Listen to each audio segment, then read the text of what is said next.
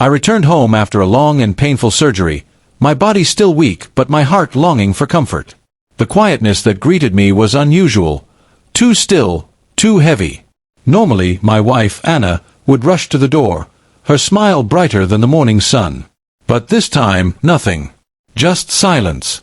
I called her name once, twice, no answer. My chest tightened as I made my way to our bedroom, the air growing colder with every step. When I opened the door, I saw her lying on the floor beside the bed, pale, trembling, barely conscious. "Anna!" I shouted, dropping to my knees beside her. Her breathing was shallow, her lips cracked and dry. I grabbed her hand, and she tried to speak, her voice a whisper. "You came back," she said faintly, tears welling in her eyes. Panic surged through me. I fumbled for my phone, calling 911 with shaking hands, but I could already sense how little time she had left. Our son, Michael, was vacationing in Spain, celebrating his university graduation. He didn't know what was happening. Anna had told him she was fine.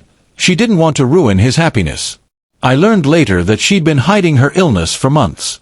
While I was recovering from heart surgery, she was silently fighting stage 4 cancer. She didn't want me to worry, didn't want our son to come home early. She thought she could handle it alone. As I held her hand, she looked at me with that same warmth she'd always had, even when life was cruel. "I wanted to wait for you," she whispered. "I didn't want you to come home to an empty house." My tears fell freely then. I told her I loved her, that she wasn't alone, that I was there, finally there. She smiled softly and said, "Tell Michael. I'm proud of him. And tell him, his mother never stopped loving him." Those were her last words. When the paramedics arrived, it was too late. She was gone. I sat there, holding her hand, unable to let go. The house that once echoed with laughter now felt like a tomb. Later that night, I called Michael in Spain. His cheerful, "Hey, Dad," broke my heart. I told him everything. There was silence, then a muffled sob.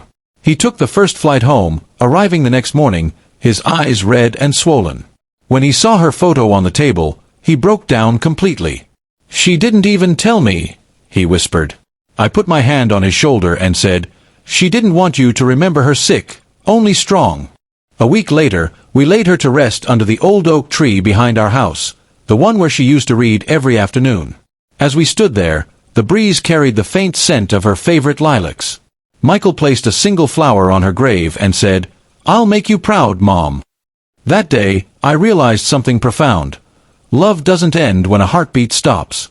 It lingers, living on in the spaces between silence, in the warmth of memories, in every breath of those left behind. Anna may have died alone physically, but in her final moment, she was surrounded by the love she spent her life giving.